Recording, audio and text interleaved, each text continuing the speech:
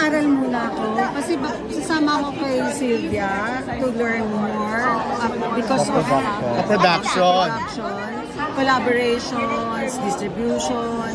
So next year, sinabi ko na po sa Batang Quiapo yung mga months na kailangan kong umalis kasama ni Sylvia.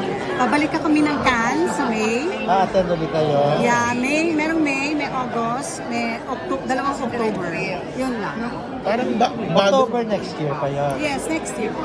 Bagong klase na ng pagiging producer ito eh. Parang distribution na. International, hindi na yung mga tipong dati na... Hanggang sa maengganyo natin ulit ang mga nanonood ng pelikulang Pilipino at pelikulang Banyaga na mga tao talaga bumalik ulit sa sinihan. Yun yung parang desire and want namin talaga na mahikayat ulit sila.